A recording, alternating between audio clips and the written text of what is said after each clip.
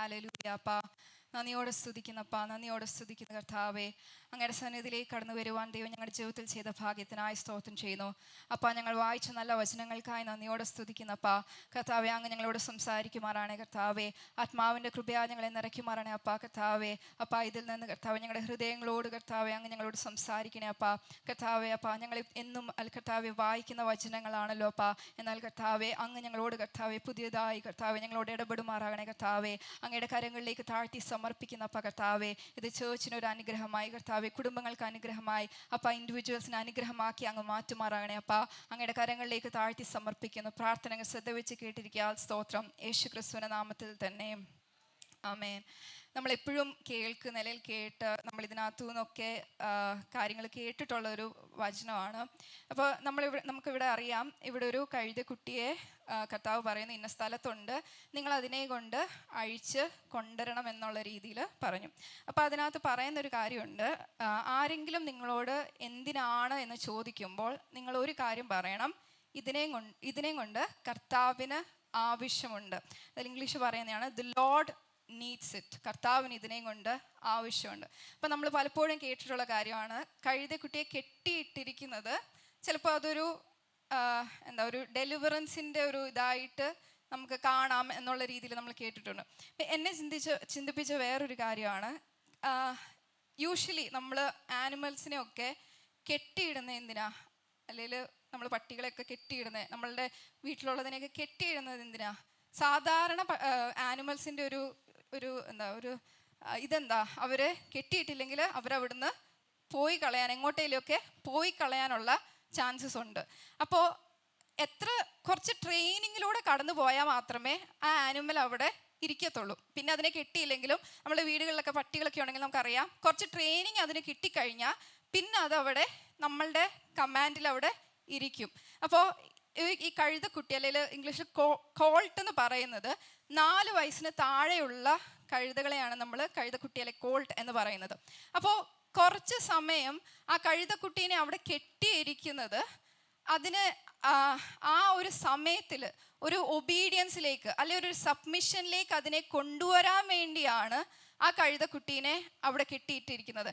കെട്ടിയിട്ടിട്ടില്ലെങ്കിൽ ചിലപ്പോൾ അതവിടുന്ന് പോകാനുള്ള ചാൻസസ് ഉണ്ട്. നമ്മുടെ ജീവിതത്തിൽ പലപ്പോഴും നമ്മൾ വിചാരിക്കുന്ന ഒരു കാര്യം, നമ്മളെ ചില സ്ഥലങ്ങളിലാക്കി വെച്ചിരിക്കുമ്പോൾ അല്ലെങ്കിൽ ചില ഇടങ്ങളിലാക്കി വെച്ചിരിക്കുമ്പോൾ നമ്മളിവിടെ കെട്ടപ്പെട്ടല്ലേ, നമ്മളിവിടെ തന്നെ കിടക്കത്തുള്ളോ എന്നുള്ളൊരു സിറ്റുവേഷൻ നമുക്ക്, അല്ലെങ്കിൽ എന്നുള്ളൊരു ചിന്തയിൽ നമ്മൾ ചിലപ്പോൾ കടന്നു പോകാനുള്ള ചാൻസസ് ഉണ്ട്. പക്ഷേ ഈ കഴുതക്കുട്ടി അവിടെ ആ ഒബീഡിയൻസിലേക്ക് എത്തണമെങ്കിൽ ഒരു ട്രെയിനിങ്ങിലൂടെ ചില വാക്കുകൾ, ആ യജമാനൻ പറയുന്ന ചില വാക്കുകൾ കേട്ട് അതനുസരിച്ച് പോകണമെങ്കിൽ ആ കഴുതക്കുട്ടിക്ക് കുറച്ച് നാള് അവിടെ കിടക്കേണ്ടതായ ആവശ്യമുണ്ട്. അതിനുശേഷം ഇപ്പൊ ഒന്ന് ആലോചിച്ച് നോക്കിയേ, ആ കഴുതക്കുട്ടി അവിടെ കെട്ടിയില്ല, അതവിടെ ഇല്ലായിരുന്നെങ്കിൽ യേശു കർത്താവ് പറയാ, നിങ്ങൾ അതിനെ അഴിച്ചുകൊണ്ട് വരാൻ പറഞ്ഞ ആ കഴുതക്കുട്ടി അവിടെ ഉണ്ടോ? ഇല്ല അല്ലേ? അതിൻ്റെ ആവശ്യം, അതിനു വേണ്ടിയുള്ള പർപ്പസിന് വേണ്ടി അതിനെ അവിടെ നിർത്തിയേക്കുക. ആ പർപ്പസിന് വേണ്ടിയാണ് ആ കഴുതക്കുട്ടി അവിടെ കെട്ടിയിട്ടിരിക്കുന്നത്. ചില ഇടങ്ങളിൽ നമ്മൾ ആക്കിയിരിക്കുന്നത് ഒരു പർപ്പസ് പിന്നീട് ഉണ്ടാകണം. ആ ഉണ്ടാകണമെങ്കിൽ നമ്മൾ ചില സ്ഥലത്ത് ആയിരുന്ന് അവിടെ സബ്മിഷനോടെ, അവിടെ ഒബീഡിയൻസോടെ ആയിരുന്നാൽ മാത്രമേ പിന്നീട് നമുക്ക് ആ പർപ്പസിലേക്ക് എത്താൻ പറ്റുള്ളൂ. അപ്പം നമ്മൾ പറയുക, ദൈവമേ എന്തിനാ എന്നെ ഇവിടെ കെട്ടിയിട്ടിരിക്കുന്നത്? ഞാൻ ഇങ്ങനെയാണോ നിൽക്കേണ്ടത്? എനിക്ക് വേറെ വലിയ ഉദ്ദേശങ്ങളില്ലേ? എൻ്റെ മേൽ വലിയ മിനിസ്ട്രികളില്ലേ? അതൊക്കെയല്ലേ ഞാൻ ചെയ്യേണ്ടത്? ഇവിടെ ഞാൻ ഇപ്പോൾ ഇങ്ങനെ കെട്ടിക്കിടന്നാൽ എങ്ങനെ ആയിരിക്കുമെന്ന് നമ്മൾ ചിലപ്പോൾ വിചാരിക്കാം. പക്ഷെ ആ കഴുതക്കുട്ടിയുടെ പോലത്തെ ആ ചിന്താഗതി നമുക്കുണ്ടായാൽ യേശു കർത്താവ് പറയാണ്, യേശുവിന് അതിനെയും കൊണ്ട് ആവശ്യമുണ്ട്. നമുക്ക് നമ്മളെ തന്നെ നോക്കി പറയാൻ പറ്റുമോ? യേശുവിന് എന്നെ കൊണ്ട് ആവശ്യമുണ്ട്.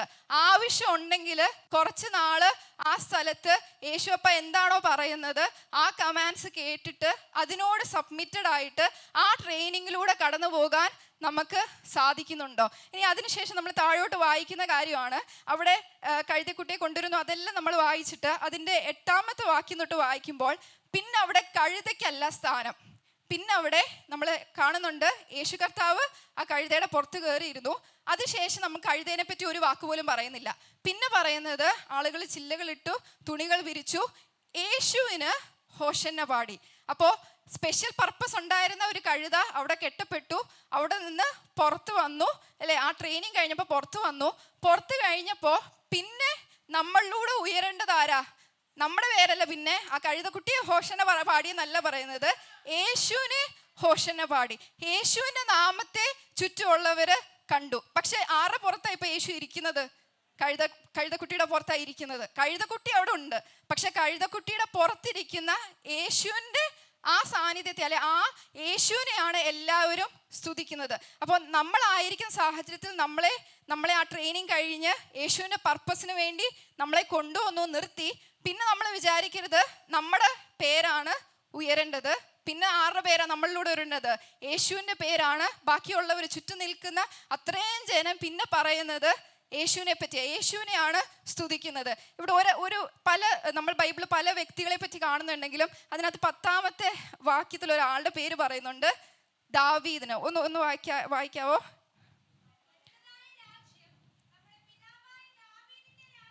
പിതാവായ ദാവീദിന്റെ രാജ്യം എന്നുള്ളത്. ദാവീദിന്റെ ജീവിതം നമുക്കൊന്ന് ചിന്തിക്കാം, അല്ലെ? നമുക്ക് എല്ലാവർക്കും അറിയുന്ന ഒരു കാര്യമാണ്. ദാവീദിനെ കർത്താവ് വിളിക്കുന്ന സമയത്ത്, ദൈവം വിളിക്കുന്ന സമയത്ത് ദാവീദ് എവിടെയാ? ദാവീദ് കാട്ടില്ല, അല്ലെ? വീട്ടിൽ പോലും ഇല്ല. അനോയിന്റ് ചെയ്യുന്ന സമയത്ത് ഇരിക്കുന്ന സ്ഥലത്ത് പോലും അല്ല. ദാവീദ് കാട്ടില്ല. ആ കാട്ടില് ദാവീദ് കുറച്ച് ട്രെയിനിങ്ങിലൂടെ കടന്നു പോകുക, അല്ലെ? അവിടെ സെപ്പറേറ്റഡ് ആയിട്ട് കുറച്ച് ട്രെയിനിങ്ങിലൂടെ കടന്നു പോയി അഭിഷേകം ചെയ്തിട്ടും കുറെ നാൾ ദാവീദ് ഓടി നടക്കുക. ദാവീദ്, അല്ലെ, പല സ്ഥലങ്ങളിലാണ് ശൗലിൽ നിന്ന് രക്ഷപ്പെടാൻ വേണ്ടി പല സ്ഥലങ്ങളിൽ പല ഇടങ്ങളിൽ, അല്ലെ, ആയിരുന്നു. പക്ഷേ തിരിച്ച് എന്ത് ചെയ്തു? എന്തിനാണോ അഭിഷേകം ചെയ്തത്, ആ അഭിഷേകം ചെയ്ത സ്ഥലത്തേക്ക് ദൈവം ദാവീദിനെ കൊണ്ടുവന്നു. എന്നിട്ട് നമ്മൾ പുതിയ നിയമത്തിലൊക്കെ പല ഇടങ്ങളിൽ വായിക്കുമ്പോൾ ദാവീദിന് മുകളിൽ ഒരു വാഗ്ദത്തം ഉണ്ടായിരുന്നു. ആ വാഗ്ദത്തം എന്തുവായിരുന്നു? നിന്റെ രാജ്യത്വം നിലനിൽക്കും. 2 ശമൂവേൽ 7-ാമത്തെ അധ്യായത്തിൽ ദാവീദിനോട് കർത്താവ് സംസാരിക്കുന്ന ഒരു വലിയ പാസേജ് നമുക്ക് കാണാം. അവിടെ പറയുന്നുണ്ട് നിന്റെ രാജ്യത്വം നിലനിൽക്കുമെന്നുള്ളത്. അതൊരു പ്രോമിസാ, അതൊരു വാഗ്ദത്തവാ. ആ വാഗ്ദത്തം നമ്മൾ പുതിയ നിയമത്തിൽ യേശു ക്രിസ്തുവിലൂടെ നിവർത്തിക്കുന്നത് കണ്ടു. അവിടെ ദാവീദ് ഇപ്പം ജീവിച്ചിരിപ്പുണ്ടോ? ഇല്ല. നൂറ്റാണ്ടുകൾ കഴിഞ്ഞു, വർഷങ്ങൾ കഴിഞ്ഞു. യേശു കർത്താവ് ജനിച്ചു. യേശു കർത്താവ് ജനിക്കുമ്പോൾ നമുക്കറിയാം, യോസെഫിനെ പറ്റി പറയുമ്പോൾ യോസെഫ് ഒരു ഡിസെൻഡന്റ് ഓഫ് ഡേവിഡ് ആണെന്ന് പറയുന്നുണ്ട്. യഹൂദന്മാർ യേശുക്രിസ്തുവിനോട് സംസാരിക്കുമ്പം, അല്ലെങ്കിൽ യേശുക്രിസ്തുവിനെ പറ്റി പറയുമ്പോൾ ഇവൻ ദാവീദിന്റെ മകനാണോ എന്ന് ചോദിക്കുന്നുണ്ട്, അല്ലെ? പലയിടങ്ങളിലും ദാവീദിനെ അവിടെ പരാമർശിച്ചിട്ടുണ്ട്. കർത്താവ് തന്നെ പറയുന്ന ഒരു കാര്യമാണ്, ഇവൻ എൻ്റെ ഹൃദയപ്രകാരമുള്ള മനുഷ്യനാകുന്നു. പിന്നെ അപ്പോസ്തലന്മാർ പൗലോസ് ഒക്കെ പറയുന്നുണ്ട്, ദാവീദ് കർത്താവിൻ്റെ ഹൃദയപ്രകാരമുള്ള മനുഷ്യനായിരുന്നു. ദാവീദിന് മേൽ കൊടുത്ത പ്രോമിസ് അത് നിവർത്തിയായി എന്നുള്ള രീതിയിൽ പറയുന്നുണ്ട്. ആ പ്രോമിസ് കാണാൻ, അല്ലെ അത് നിവർത്തിയാകുന്നത് കാണാൻ ദാവീദ് അവിടെ ഇല്ല. പക്ഷേ ദാവീദിന് മുകളിൽ ദൈവം എന്താണോ പകർന്നത്, അല്ലെങ്കിൽ ദാവീദിന് മുകളിൽ എന്ത് പ്രോമിസ് ആണോ കൊടുത്തത്, അത് നിവർത്തിക്കാൻ ദൈവം വിശ്വസ്തനാണ്. അവിടെ പിന്നെ, അല്ലെ, ദാവീദിന് മുകളിൽ ആ മഹത്വം ഇറങ്ങേണ്ട സമയത്ത്, അല്ലെങ്കിൽ ദാവീദിന് മുകളിൽ ആ പ്രോമിസ് നിറവേറേണ്ട സമയത്ത്, അത് വർഷങ്ങൾ കഴിഞ്ഞാലും അത് നൂറ്റാണ്ടുകൾ കഴിഞ്ഞാലും ദാവീദ് അവിടെ ഇല്ലെങ്കിലും പറഞ്ഞ ദൈവം വിശ്വസ്തനാ. അപ്പോൾ നമ്മൾ പലയിടങ്ങളിൽ ദാവീദിന്റെ പേര് നമ്മൾ പിന്നെയും പരാമർശിക്കുന്നതായിട്ട് കാണാം. ദാവീദിന്റെ പുത്രൻ എന്ന രീതിയിൽ തന്നെ പറഞ്ഞിട്ട് യേശു കർത്താവിനെ പറയുന്നുണ്ട്. അപ്പോൾ ദാവീദ് തന്നെ സബ്മിറ്റ് ചെയ്ത് തന്നെ ആ ട്രെയിനിങ് പീരീഡിലൂടെ കടന്നുപോയി. കർത്താവ് എന്നിട്ട് അവസാനം ദാവീദിനെ വിളിക്കുക, ദാവീദിനെ കൊണ്ട് എനിക്ക് ആവശ്യമുണ്ട്, അല്ലേ? ഈ കഴുതക്കുട്ടിയെ പറഞ്ഞ പോലെ കർത്താവിന് ഇന്നയാളെ പറ്റി, അല്ലേ, നമുക്ക് നമ്മളുടെ പേര് പറഞ്ഞിട്ട് ഒന്ന് പറയാൻ പറ്റുമോ? യേശുവിന് എന്നെയും കൊണ്ട്, അല്ലെ, എസ്തേറിനെയും കൊണ്ട് ആവശ്യമുണ്ടെങ്കിൽ എന്ത് വേണം? നമ്മൾ ചില സമയത്ത്, അല്ലെ, കെട്ടപ്പെട്ടെന്ന് തോന്നിയാലും അത് കെട്ടപ്പെട്ടൊരവസ്ഥയല്ല. അതിൽ നമ്മൾ സബ്മിറ്റഡായ അതില്ലെങ്കിൽ നമ്മൾ ഓടിപ്പോകാതിരിക്കാൻ വേണ്ടി നമ്മളെ അവിടെ പിടിച്ചു വെച്ചിരിക്കുന്ന ആ സമയത്ത് സബ്മിറ്റഡായി ദൈവത്തിന് വേണ്ടി, ദൈവം എന്താണോ നമ്മളോട് പറയുന്നത് അത് കേൾക്കാൻ നമ്മൾക്ക് തയ്യാറാവും. നമുക്ക് ഒരു വാക്യം കൂടെ വായിക്കാം. സങ്കീർത്തനം 89-ന്റെ 19 മുതൽ 29-ാമത്തെ വാക്യം വരെ. സങ്കീർത്തനം 89-ന്റെ 19 മുതൽ 29 വരെ വാക്യം. അന്നു നീ ദർശനത്തിൽ നിന്റെ ഭക്തന്മാരോട് അരുളി ചെയ്തത്, ഞാൻ വീരനായ ഒരുത്തിന് സഹായം നൽകുകയും ജനത്തിൽ നിന്നൊരു വൃദ്ധനെ ഉയർത്തുകയും ചെയ്തു. ഞാൻ എൻ്റെ ദാസനായ ദാവീദിനെ കണ്ടെത്തി എൻ്റെ വിശുദ്ധ തൈലം കൊണ്ട് അവനെ അഭിഷേകം ചെയ്തു. എൻ്റെ കൈ അവനോട് കൂടെ സ്ഥിരമായിരിക്കും, എൻ്റെ ഭുജം അവനെ ബലപ്പെടുത്തും. ശത്രുവൻ അവനെ തോൽപ്പിക്കയില്ല, വഷളൻ അവനെ പീഡിപ്പിക്കുകയുമില്ല. ഞാൻ അവന്റെ വൈരികളെ അവന്റെ മുമ്പിൽ തകർക്കും, അവനെ പകയ്ക്കുന്നവരെ സംഹരിക്കും. എന്നാൽ എൻ്റെ വിശ്വസ്തതയും ദയയും അവനോട് കൂടെ ഇരിക്കും, എൻ്റെ നാമത്തിൽ അവന്റെ കൊമ്പ് ഉയർന്നിരിക്കും. അവന്റെ കയ്യെ ഞാൻ സമുദ്രത്തിന്മേലും അവന്റെ വലം കയ്യെ നദികളുടെ മേലും നീട്ടുമാറാക്കും. അവൻ എന്നോട്, നീ എൻ്റെ പിതാവ്, എൻ്റെ ദൈവം, എൻ്റെ രക്ഷയുടെ പാറ എന്നിങ്ങനെ വിളിച്ചു പറയും. ഞാൻ അവനെ ആദ്യജാതനും ഭൂരാജാക്കന്മാരിൽ ശ്രേഷ്ഠനുമാക്കും. ഞാൻ അവൻ എൻ്റെ ദയയെ എന്നേക്കും കാണിക്കും, എൻ്റെ നിയമം അവന് സ്ഥിരമായി നിൽക്കും. ഞാൻ അവന്റെ സന്തതിയെ ശാശ്വതമായും അവന്റെ സിംഹാസനത്തെ ആകാശമുള്ള കാലത്തോളവും നിലനിർത്തും. ഓക്കെ, ഇത് ദാവീദിനെ പറ്റിയുള്ള പ്രവചനം, അല്ലെ ആ പറഞ്ഞ പ്രോമിസിനെ പറ്റി ഒന്നുകൂടെ റീഇൻസ്റ്റേറ്റ് ചെയ്ത് പറയുന്ന ഒരു വാക്യമാണ് സങ്കീർത്തനം 89:19 മുതൽ 29 വാക്യം വരെ. പക്ഷെ അവിടെ അതിനെ എക്സ്പ്ലെയിൻ ചെയ്യാനൊന്നും ഞാൻ ആഗ്രഹിക്കുന്നില്ല. പക്ഷെ അവിടെ പറയുന്ന ഒരു കാര്യമാണ്, ഞാൻ ദാവീദിനെ കണ്ടെത്തി. I have found David my servant. ഞാൻ അവനെ അനോയിൻറ്റ് ചെയ്തു, അല്ലെ. അനോയിൻറ്റ് ചെയ്തിട്ട് ദാവീദിനെ ഒരു വാരിയറായിട്ട്, അല്ലെ, ഒരു യുദ്ധം ചെയ്യാൻ തക്ക രീതിയിൽ, അത്രയും രീതിയിൽ സ്ട്രെങ്ത് ഉള്ള ഒരാളാണ്.